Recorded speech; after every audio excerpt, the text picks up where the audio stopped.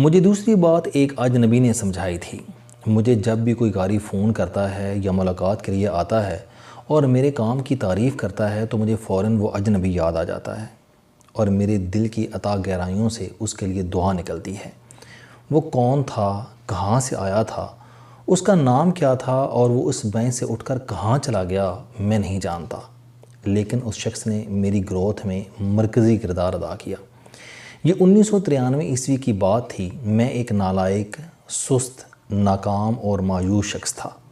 میرے سامنے کوئی راستہ نہیں تھا اور میری زندگی کی کوئی منزل نہیں تھی۔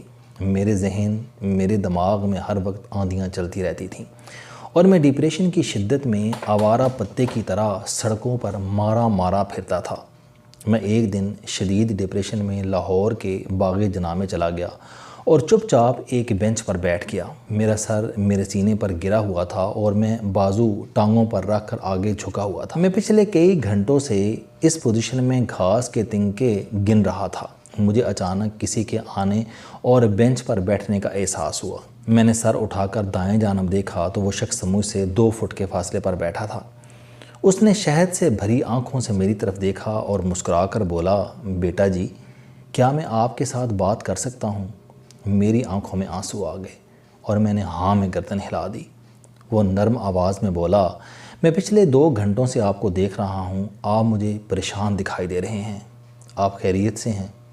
میں اس وقت تک اندر سے پک چکا تھا، اور جب انسان کا ڈپریشن پوری طرح پک جاتا ہے تو وہ پھوڑے کی شکل اختیار کر جاتا ہے، اور جس طرح پھوڑا اپنا مواد باہر نکلنے کے لیے سوئی کی نوک، ہلکی سی چوٹ اور معمولی سی خارش کا انتظار کرتا ہے، بالکل اسی طرح اندر سے پکے ہوئے انسان کو بھی کوئی ہمدرد کندھا، کوئی اخلاص سے بھری ہوئی تھپکی اور تسلی کے چند لفظ چاہیے ہوتے ہیں، اور انسان پکے ہوئے پھوڑے کی طرح بہنے لگتا ہے۔ میں بھی بہہ نکلا۔ میں نے اپنی زندگی کی ساری محرومیاں، اپنی ساری ناکامیاں، اپنی روح کے تمام گھاؤ، اپنے احساس پر دوسروں کی کھرچی ہوئی لکیریں سب اس کے سامنے رکھ دیں۔ وہ پورے سکون سے میری بات سنتا رہا۔ میں جب تھک کر چپ ہوا تو وہ مسکرایا اور نرم آواز میں بولا، میرا بیٹا، آپ کو کوئی مسئلہ درپیش نہیں، آپ بس حساس ہیں۔ میں حیرت سے اس کی طرف دیکھنے لگا۔ وہ بولا، حساسیت قدرت کا سب سے بڑا عطیہ ہوتا ہے۔ اللہ تعالیٰ جب کسی کو ترقی کے لیے چنتا ہے تو وہ اسے حساسیت کا تحفہ دیتا ہے۔ تم دنیا کے تمام کامیاب، بڑے اور نامور لوگوں کی آٹو بایوگرافی پڑھو، تمہیں ان سب میں حساسیت کامن ملے گی۔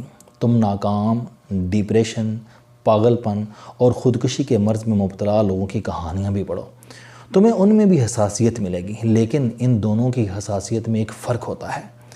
کامیاب لوگ اپنی حساسیت کو اپنی طاقت بنا لیتے ہیں، جبکہ ناکام، پاگل اور ڈپریسڈ لوگ اسے اپنی قوت نہیں بنا پاتے۔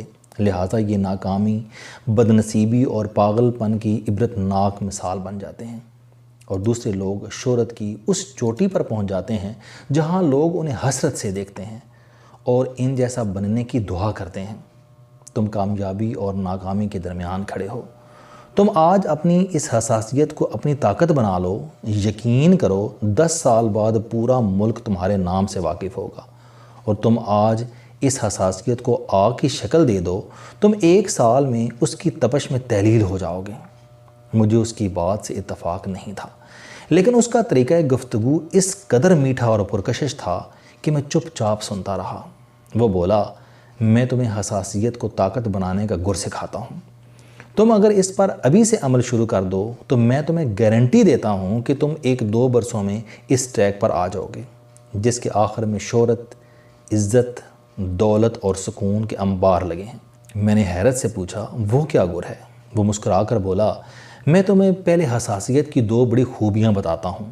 حساسیت کی پہلی خوبی انرجی یا ٹیلنٹ ہوتا ہے۔ یہ یاد رکھو کہ دنیا میں صرف وہی شخص سینسٹیو ہوتا ہے جسے اللہ تعالیٰ ٹیلنٹ، انرجی اور عقل سے نوازتا ہے۔ کوڑ مغز، نالائق اور جاہل شخص کبھی حساس نہیں ہوتا۔ یہ جانوروں جیسی زندگی گزارتا ہے، کولو کے بیل کی طرح چپ چاپ گردن ہلا کر، ڈنڈے کھا کر۔ دوسری بات، دنیا کے تمام حساس لوگوں میں مستقل مزاجی ہوتی ہے۔ اگر کسی شخص میں مستقل مزاجی کی عادت نہ ہو تو وہ حساس نہیں ہو سکتا۔ دنیا کا کوئی حساس شخص جب مستقل مزاجی اور ٹیلنٹ سے کام نہیں لیتا تو اسے ڈپریشن ہو جاتا ہے، اور یہ ڈپریشن آگے چل کر پاگل پن، مایوسی اور ناکامی کی شکل اختیار کر لیتا ہے۔ تم نے بس 2 کام کرنے ہیں۔ ایک، تم اپنے ٹیلنٹ کو پہچانو۔ تم یہ تعین کرو کہ اللہ تعالیٰ نے تمہیں دوسروں کے مقابلے میں کون سی خوبی زیادہ دے رکھی ہے، اور اس کے بعد اس خوبی کے استعمال کو مستقل مزاجی کے ڈسپلن میں لے آؤ۔ تمہاری حساسیت تمہاری طاقت بن جائے گی۔ میں اس کی باتوں میں دلچسپی لینے لگا۔ وہ بولا، تم اب چاہتے ہو کہ میں تمہارے ٹیلنٹ کو ڈسکور کرنے میں تمہاری مدد کروں اور تمہیں مستقل مزاجی کی ٹیکنیکس بتاؤں۔ میں نے ہاں میں سر ہلا دیا۔ وہ بولا، ٹیلنٹ کو ڈسکور کرنے کے 4 اصول ہیں۔ وہ کام جسے کرتے ہوئے آپ تھکتے نہیں ہیں، وہ کام جسے کرتے ہوئے آپ کو وقت کا احساس نہیں ہوتا، وہ کام جسے مکمل کرنے کے بعد آپ کو بے تحاشا تسکین ہوتی ہے، اور وہ کام جس کی دوسرے لوگ فوراً گواہی دیتے ہیں۔ میں فوراً بولا، مجھے لکھنے پڑھنے میں بہت مزہ آتا ہے۔ اس نے کہہ لگایا اور بولا، اس کا مطلب ہے کہ تم میں لکھاری بننے کی خوبی ہے۔ تم کرتے کیا ہو؟ میں نے عرض کیا کہ میں اخبار میں چھوٹا سا ملازم ہوں۔ وہ بولا، یہ بتاؤ کہ اخبار کے کامیاب ترین لوگ کون ہوتے ہیں؟ میں نے جواب دیا، ایڈیٹر اور کالم نگار۔ وہ بولا، تم اب ان دونوں میں سے کسی ایک پوزیشن کو اپنی زندگی کا مقصد بنا لو۔ بتاؤ، تم ایڈیٹر بننا چاہتے ہو یا کالم نگار؟ میں نے ایک لمحے سوچا اور جواب دیا، کالم نگار۔ اس نے خوش دلی سے کہا، گڈ۔